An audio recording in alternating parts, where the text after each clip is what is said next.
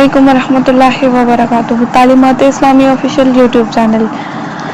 سامعین محترم، حکومت امام مہدی علیہ السلام پر ایک دائرہ نظر بک ہم پڑھ رہے تھے، جیسا کہ ہم نے 3 فصلیں پڑھ لی ہیں۔ آج ہم چوتھی پڑھنے جا رہے ہیں۔ ظہور سے پہلے امن و امان۔ الف، ہرج و مرج اور ناامنی۔ بڑی طاقتوں کی زیادتی اور تجاوز کے سبب چھوٹی چھوٹی حکومتوں اور ناتوان اقوام کے درمیان امنیت کا خاتمہ ہو جائے گا۔ اس کے علاوہ آزادی و امنیت کا کوئی مفہوم نہیں رہے گا۔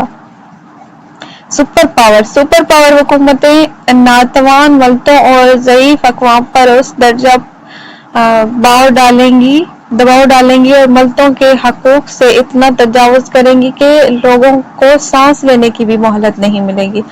رسول خدا صلی اللہ علیہ وآلہ وسلم اس زمانے کی اس طرح تصویر کشی کرتے ہیں کہ عنقریب امتیں دیگر آئین و مکاتب کے پیرو تمہارے خلاف اقدام کریں گی، جس طرح بھوکے کے کھانے کے برتنوں پر حملہ بولتے ٹوٹ پڑتے ہیں۔ ایک شخص نے کہا کہ کیا اس وجہ سے ایسا ہوگا کہ ہم اس وقت اقلیت میں ہوں گے کہ ایسے حملے کا نشانہ نہ بن پائیں گے؟ تو رسول خدا صلی اللہ علیہ وآلہ وسلم نے کہا، تمہاری تعداد اس وقت زیادہ ہوگی لیکن خس و خاشاک کے مانند بڑھ میں سطح آب پر ہوگی۔ خداوند عالم تمہاری ہیبت و عظمت تمہارے دشمنوں کے دلوں سے نکال دے گا اور تمہارے دلوں پر سستی چھا جائے گی۔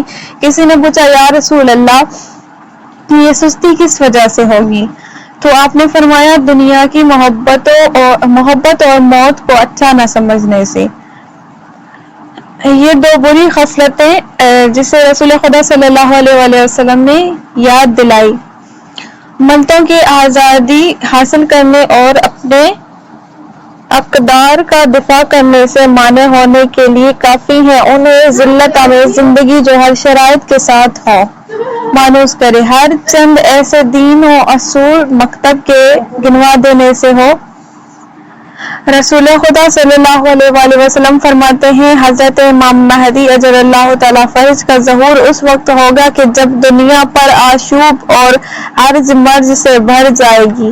ایک گروہ دوسرے گروہ کے خلاف یورش کرنے لگے گا، اور نہ بڑا چھوٹے پر اور نہ ہی قوی ناتوان پر رحم کرے گا۔ تو ایسے موقع پر خداوند عالم انہیں قیام کی اجازت دے گا۔ راستوں کا غیر محفوظ ہونا۔ ہرج مرج اور ناامنی کا دائرہ راستوں تک ہوگا، بے رحمی وسیع ہو جائے گی۔ اس وقت خداوند عالم امام مہدی اجل اللہ تعالیٰ فرج کو بھیجے گا اور ان کے دست زبردست سے گمراہوں کی باب کی فتح ہوگی۔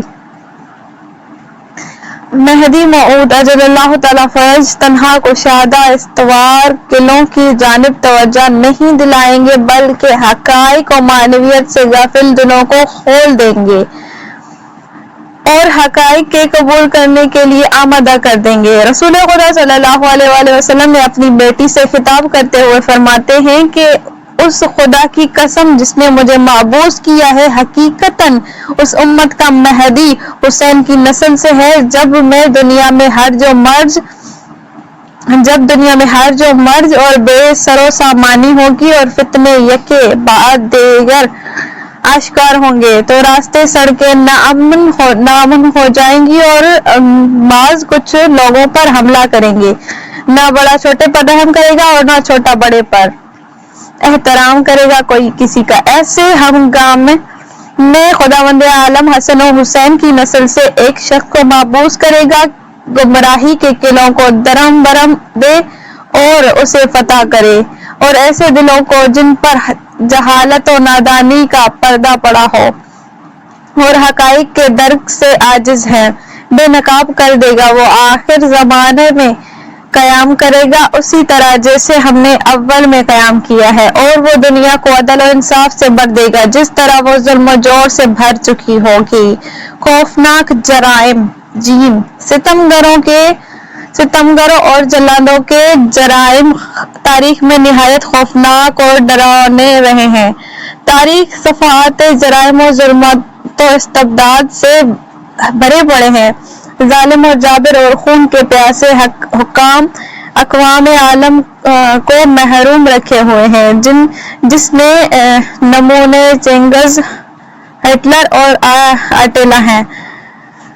رہا سوال ان جرائم کا جو امام مہدی جل اللہ تعالیٰ فرج کے ظہور سے قبل رونما ہوں گے، خطرناک ترین جرائم ہیں جس کا تصور کیا جا سکتا ہے لکڑی کے ڈار پر چھوٹے چھوٹے بچوں کو پھانسی دینا، انہیں آگ میں جلانا، پانی میں ڈبونا، انسانوں کو فولادی ہتھیار آرا سے ٹکڑے ٹکڑے کرنا، چکیوں میں پیس دینا وغیرہ۔ تاریخ کے تلخ حادثات ہیں جو حکومت عدل جہانی کے قیام سے پہلے دفاع بشر کی دعوے دار حکومتوں سے رونما ہوں گے۔ ایسی زندگی کے ظہور امام مہدی جل اللہ تعالیٰ فرج کی حکومت کی قدر و قیمت کا اندازہ ہو جائے گا، جس کے بارے میں روایت کہتی ہے کہ محرومین کی پناہ ہوگی۔ حضرت امام علی علیہ السلام ایسے تلخ ایام کی منظر کشی یوں فرماتے ہیں کہ اس وقت سفیانی ایک پارٹی کو مامور کرے گا تاکہ وہ لوگ بچوں کو ایک جگہ جمع کریں، اس گھڑی انہیں جلانے کے لیے تیل کھودا جائے گا۔ بچے کہیں گے اگر ہمارے آباء و اجداد نے تمہاری مخالفت کی ہے تو میرا کیا گناہ ہے کہ ہمیں جلا دیا جائے۔ پھر ان بچوں کے درمیان حسن و حسین نامی بچوں کو باہر لا کر دار پر لٹکائے گا۔ اس کے بعد کوفے کی سمت روانہ ہوگا اور وہی پہلے کی وحشتناک حرکت وہاں کے بچوں کے ساتھ بھی انجام دے گا اور اسی نام کے بچوں کو مسجد کوفہ کے دروازے پر لٹکائے گا اور وہاں سے باہر نکل کر پھر ظلم و جنایت کرے گا اور ہاتھ میں نیزہ لیے ہوئے حاملہ عورتوں کو قید کرے گا اور انہیں اپنے کسی ایک چاہنے والے کے حوالے کر دے گا کہ اسے حکم دے گا کہ بیچ راستے میں اس کے ساتھ تجاوز عصمت دری کرو، اور تجاوز کے بعد عورت کا پیٹ چاک کر کے بچے کو باہر نکال لے گا۔ کوئی اس ہولناک حالت کو نہیں بدل سکتا۔ امام جعفر صادق علیہ السلام کی خبر میں فرماتے ہیں کہ خداوند عالم اپنی رحمت رسول خدا کی بیٹی کے فرزند کے ذریعے کامل کرے گا۔ وہی شخص جو موسیٰ علیہ السلام کا کمال، عیسیٰ علیہ السلام کی ہیبت، ایوب علیہ السلام کا صبر و استقامت رکھتا ہے، ہمارے چاہنے والے ظہور سے قبل خوار و ذلیل ہوں گے اور ان کے سر ترک و دیلم کے رہنے والوں کی مانند ظالم و حکام کے لیے ہدیہ کیے جائیں گے۔ وہ قتل کیے جائیں گے، جلائے جائیں گے اور ان پر خوف ہراس طاری ہوگا۔ زمین کے خون سے رنگین ہو جائے گی، نالہ اور فریاد عورتوں کے درمیان بڑھ جائے گی۔ وہ لوگ ہمارے سچے واقعی دوست ہیں، ان کے ذریعے ہر اندھے تاریک فتنے کا دفاع کریں گے، زلزلے اور بے چینی ہر طرف ہوگی اور قید و بندگی زندگی سے انہیں آزاد کر دیں گے۔ خداوند عالم کا ان پر درود ہو کہ وہ لوگ ہدایت یافتہ ہوں گے۔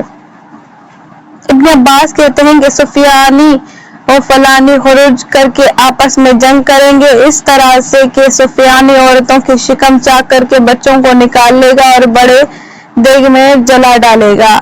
ارطاد کہتا ہے کہ سفیانی اپنے مخالف کو قتل کرے گا، آرا سے اپنے مخالفین کو دو آدھا کر دے گا، انہیں دیگ میں ڈال کر نابود کر دے گا۔ یہ ظلم و ستم 6 ماہ تک رہے گا۔ صلی اللہ علیہ وآلہ وسلم۔ اللہم صلی علی محمد وعلی محمد۔